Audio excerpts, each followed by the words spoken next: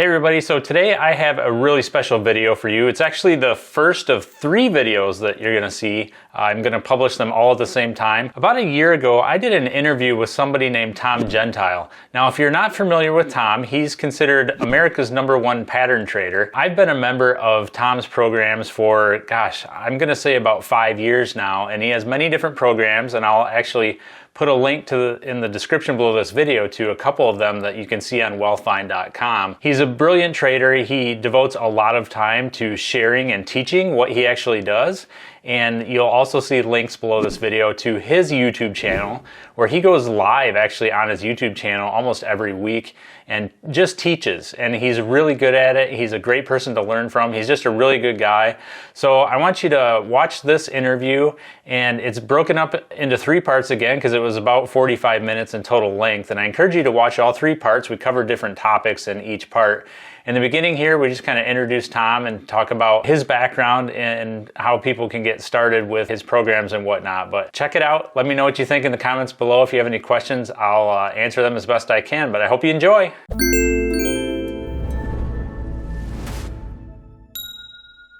Hey everybody, Greg Barley here from WealthVine, and I have an awesome interview today. I'd like to welcome Tom Gentile. How are you doing today, Tom?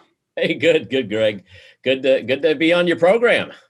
Thank you. Tom, I've heard you referred to many times as America's #1 pattern trader. A lot of people watching this, a lot of people following me are beginners, and they might not even know what that means. So Can you give me kind of an easy definition? What does that mean that you're America's #1 pattern trader? Well, I mean, I didn't coin that phrase. Other people did, but you know what? I'm happy to take it. A pattern is just something that repeats itself over and over again. I mean, we all have patterns in our everyday life. Depending on how you look at it, I sleep on the left side of the bed every day. If I were slept on the right side of the bed, I don't think I'd ever go to sleep. I'm comfortable on that side of the bed. In our family, I'm the guy that drives. I'm never sitting in the passenger seat. I always feel comfortable driving, and my wife always feels comfortable letting me drive. And so, I'm a guy that when I wake up in the morning, I'm a top-up dresser. I start at the bottom and the shirt goes on last. It's patterns. We all have patterns in our daily lives. I take that and extend it beyond what you and I do, from sunrise to sunset, and I actually incorporate it into my trading and investing philosophy. Okay.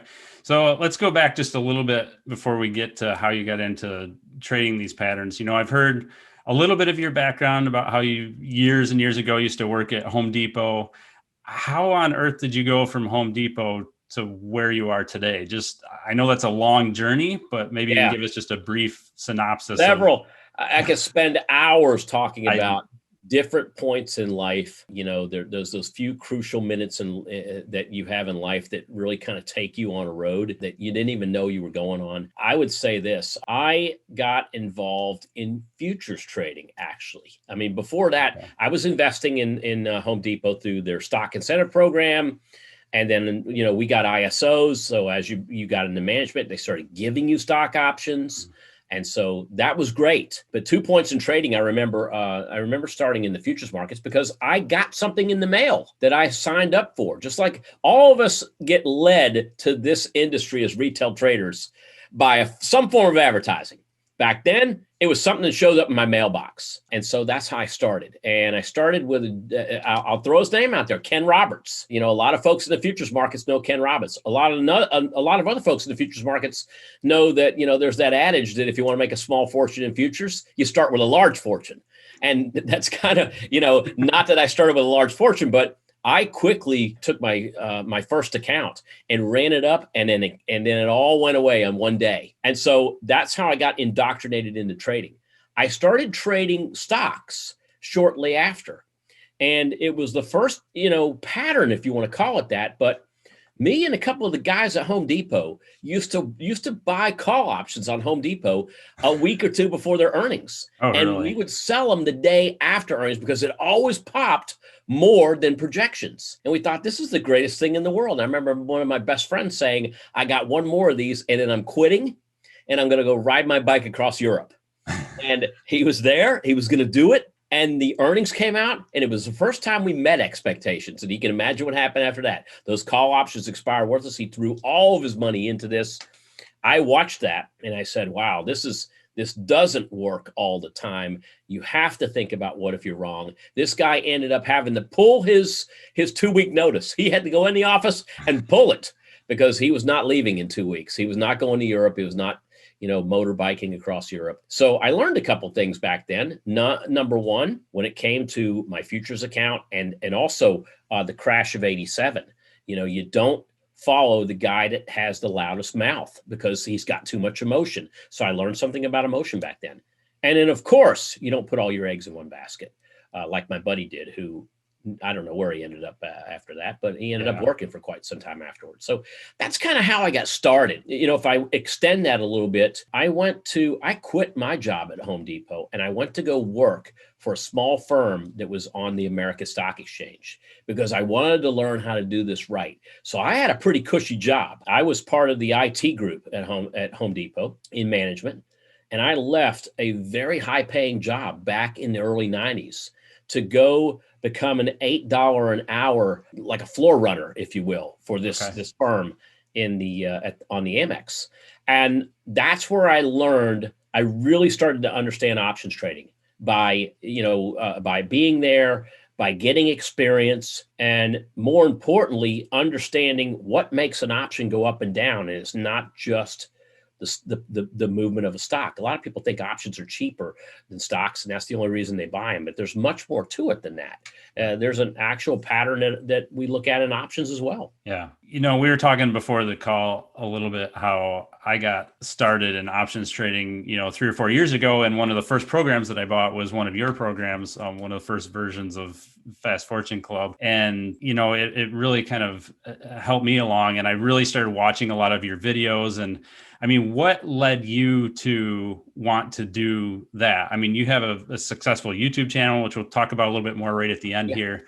And you're on video a lot and you're teaching a lot and you have really good content out there. And I've watched it over and over again. I mean, what makes you want to teach everything that you've been learning? Well, in a nutshell, this can be a very lonely business.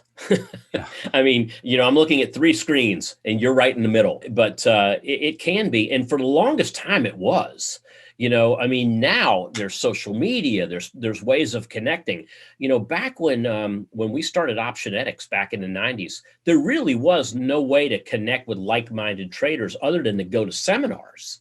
Yeah. And so, we started Optionetics, my partner and I, off the floor of the American Stock Exchange back in the early 90s. And we used to do these live events, and that's the only place you could go to find like-minded people. And what I learned was this: yes, it's an education company. And yes, we ended up eventually becoming part of Charles Schwab at the time. And that was great. It was a great small educational company that became part of a larger organization.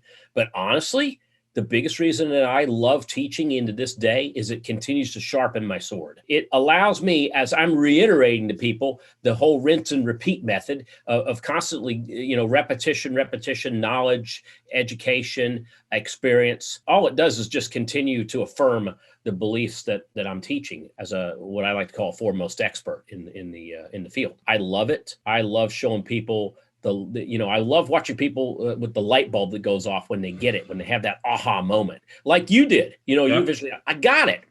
And sometimes for people, they get it on the first try. And sometimes it takes 100 times before they finally see what it is that we do. And I just love doing it. I can't think of, sometimes there's days where, I'd like to be at the beach or I'd like to be somewhere else. And I do treasure those market holidays, just like anybody else, time to take a little breath for more than the weekend. But I can't imagine really doing anything else. I really love teaching. I enjoy showing people things that I've learned.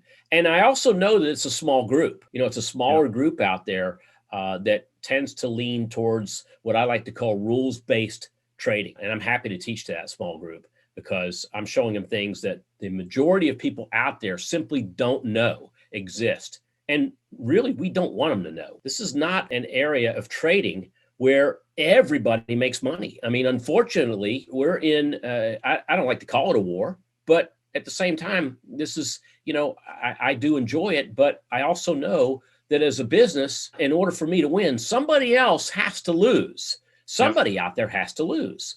And so we don't want everybody knowing what it is that we do. I like the crowd to be small because we're small fish in a big pond in the world of trading.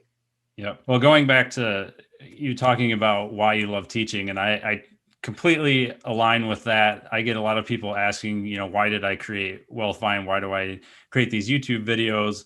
I'm just trying to make a buck. And honestly, when I trade and I have a big win or something, you get that little bit of a rush or a little bit of a high. And I will get an email later in the day from somebody out there that says, hey, your video helped me place this trade on Robinhood. It's the first trade I've ever placed. I'm so excited. That email gets me just as excited as that trade win that I had. Like, I love it when people have their first little steps forward, into trading, or have little successes because of something that I may have said, or something, people even tell me, hey, I watched Tom's video today. We had a nice little win, and thank you so much for sharing his channel with me. I get those messages as well. And it's just, I love that part. Like, I've always loved that part, just seeing people light up, or that aha moment, like you said, the light bulb going off. All right, so that wraps up part 1 of my interview with Tom Gentile. I hope you really enjoyed that. There's some great content coming up in the next 2 parts, so look for the part 2 video, or look for the link in the description below this video, and comment and ask me any questions that you have, and I'll do my best to answer. Otherwise, click on over to part 2 and check that out. Hey, Greg here from WealthVine. If you haven't subscribed yet, go ahead and click that icon right in the middle, and you can continue getting content like this. I'd also love it if you'd leave a comment below this video. I do my best to respond to all of them. And lastly, thanks for watching.